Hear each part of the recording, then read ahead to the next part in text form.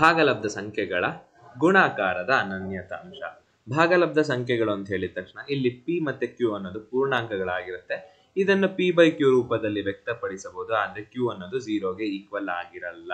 ಇಂಥ ಸಂಖ್ಯೆಗಳನ್ನ ನಾವು ಭಾಗಲಬ್ಧ ಸಂಖ್ಯೆಗಳು ಅಂತ ಹೇಳ್ತೀವಿ. ಇಲ್ಲೊಂದು ಉದಾಹರಣೆ ಏನಂತ ಹೇಳಿದ್ರೆ, ಇಲ್ಲೊಂದು ಪಿಜ್ಜಾ ಇದೆ.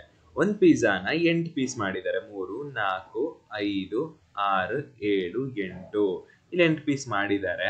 ಇದಕ್ಕೆ ನಾನು ಸಂಖ್ಯೆ 1ನ್ನ ಗುಣಿಸಿದಾಗ ನನ್ಗೆ ಏನ್ ಬರುತ್ತೆ ಅಂತ ಹೇಳಿದ್ರೆ, ತಗೊಂಡಿರೋ ಪಿಜ್ಜಾ ಮತ್ತೆ ಬರುತ್ತೆ. 8 1 8. ನಾನು ತಗೊಂಡಿರೋ ಪಿಜ್ಜಾಗೆ ಸಂಖ್ಯೆ 1ನ್ನ ಗುಣಿಸಿದಾಗ ಮತ್ತೆ ಅದೇ ಪಿಜ್ಜಾ ಬರುತ್ತೆ. ಅದಕ್ಕಿಂತ ಜಾಸ್ತಿನೂ ಬರಲ್ಲ, ಅದಕ್ಕಿಂತ ಕಮ್ಮಿನೂ ಬರಲ್ಲ. ಇದನ್ನ ಚೂರು ತಲೆ ಇಟ್ಕೊಂಡು ಕೆಲವೊಂದು ಉದಾಹರಣೆ ನೋಡೋಣ. ಸಂಖ್ಯೆ 16ಕ್ಕೆ 1ನ್ನ ಗುಣಿಸಿದಾಗ ನನಗೆ ಮತ್ತೆ ಸಂಖ್ಯೆ 16 ಅನ್ನೋದೇ ಬರುತ್ತೆ. 29ಕ್ಕೆ 1ನ್ನ ಗುಣಿಸಿದಾಗ್ಲೂ ಸರಿ ಮತ್ತೆ ಸಂಖ್ಯೆ 29 ಬರುತ್ತೆ. -14ಕ್ಕೆ 1ನ್ನ ಗುಣಿಸಿದಾಗ್ಲೂ ನನಗೆ -14 ಬರುತ್ತೆ. ಮತ್ತೆ ಸಂಖ್ಯೆ 0ಗೆ 1ನ್ನ ಗುಣಿಸಿದಾಗ್ಲೂ ಸಹ ನನಗೆ ಸಂಖ್ಯೆ 0 ಅನ್ನೋದೇ ಬರುತ್ತೆ. ಇದು ನೋಡಿದಾಗ ಏನರ್ಥ ಆಗುತ್ತೆ ಅಂತ ಹೇಳಿದಾಗ, ಒಂದು ಪೂರ್ಣಾಂಕ ಅಥವಾ ಪೂರ್ಣ ಸಂಖ್ಯೆಗೆ ಸಂಖ್ಯೆ 1ನ್ನು ಗುಣಿಸಿದಾಗ ಅದೇ ಪೂರ್ಣಾಂಕ ಅಥವಾ ಪೂರ್ಣ ಸಂಖ್ಯೆಯನ್ನು ನೀಡುತ್ತದೆ. ಇಲ್ಲಿ ತಗೊಂಡಿರೋ ಪೂರ್ಣಾಂಕ ಅಥವಾ ಪೂರ್ಣ ಸಂಖ್ಯೆ ನೋಡ್ಬೋದು. ಇದಕ್ಕೆ ನಾನು ಸಂಖ್ಯೆ 1ನ್ನ ಗುಣಿಸಿದಾಗ ನಾನು ಯಾವ ಸಂಖ್ಯೆ ತಗೊಂಡಿರ್ತೀನೋ ಅದೇ ಮತ್ತೆ ರಿಪೀಟ್ ಆಗುತ್ತೆ. ನಮ್ಮ ಉತ್ತರನೂ ಅಷ್ಟೇ ತಗೊಂಡಿರೋ ಸಂಖ್ಯೆನೇ ಬರುತ್ತೆ. ಇಲ್ಲಿ ಒಂದು ಸಂಖ್ಯೆಗೆ 1ನ್ನು ಗುಣಿಸಿದಾಗ್ಲೂ ಸರಿ ಅಥವಾ ಸಂಖ್ಯೆ 1ಕ್ಕೆ ನಾನು ಬೇರೆ ಸಂಖ್ಯೆನ ಗುಣಿಸಿದಾಗ್ಲೂ ಸರಿ, ನಾನು ಯಾವ ಸಂಖ್ಯೆ ತಗೊಂಡಿರ್ತೀನೋ ಅದೇ ಬರುತ್ತೆ. ಇಲ್ಲಿ ಆರ್ಡರ್ ಚೇಂಜ್ ಆದ್ರೂ ವ್ಯಾಲ್ಯೂ ಅನ್ನೋದು ಚೇಂಜ್ ಆಗಲ್ಲ. ಇವಾಗ ನಾವೇನಂತ ಹೇಳ್ಬೋದು ಅಂತ ಹೇಳಿದ್ರೆ, ಸಂಖ್ಯೆ 1ನ್ನು ಪೂರ್ಣಾಂಕ ಅಥವಾ ಪೂರ್ಣ ಸಂಖ್ಯೆಯ ಗುಣಾಕಾರದ ಅನನ್ಯತಾಂಶ ಅಂತ ಹೇಳ್ಬೋದು.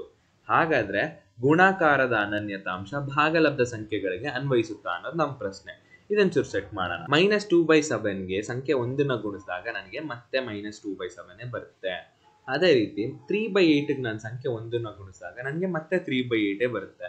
ಇಲ್ಲೇನು ಅರ್ಥ ಮಾಡ್ಕೋಬಹುದು, ಯಾವುದೇ ಸಂಖ್ಯೆ ಅಂದ್ರೆ ಭಾಗಲಬ್ಧ ಸಂಖ್ಯೆಗಳಿಗೆ ಸಂಖ್ಯೆ 1ನ್ನ ಗುಣಿಸಿದಾಗ ನನಗೆ ಮತ್ತೆ ತಗೊಂಡಿರೋ ಸಂಖ್ಯೆನೇ ಬರುತ್ತೆ. ಹಾಗಾದ್ರೆ ಇಲ್ಲಿ 1/2 ಅನ್ನೋದು ಒಂದು ಭಾಗಲಬ್ಧ ಸಂಖ್ಯೆನಾ? ಇದನ್ನ ನಾನು ಡಿವೈಡ್ ಮಾಡಿದಾಗ ಏನ್ ಬರುತ್ತೆ? 0.5 ಅನ್ನೋದು ಬರುತ್ತೆ. ಇಲ್ಲೊಂದು ದಶಮಾಂಶ ಬರುತ್ತೆ.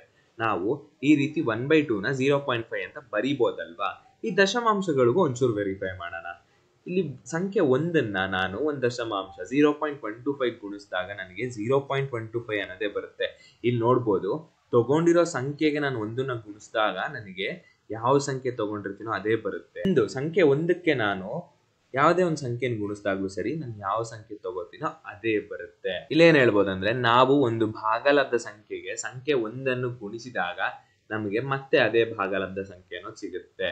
ಇಲ್ಲಿ ನೋಡಿದ್ವಿ, ತಗೊಂಡಿರೋ ಸಂಖ್ಯೆಗೆ 1ನ್ನ ಗುಣಿಸಿದಾಗ ನನಗೆ ಮತ್ತೆ ಅದೇ ಸಂಖ್ಯೆ ಅನ್ನೋದು ಸಿಗುತ್ತೆ.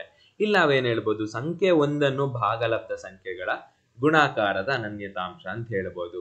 ಇದು ಭಾಗಲಬ್ಧ ಸಂಖ್ಯೆಗಳಿಗೆ ಅನ್ವಯಿಸುತ್ತಾ ಅಂತ ಹೇಳಿದ್ರೆ ಹೌದು, ಗುಣಾಕಾರದ ಅನನ್ಯತಾಂಶ ಭಾಗಲಬ್ಧ ಸಂಖ್ಯೆಗಳಿಗೂ ಅನ್ವಯಿಸುತ್ತೆ.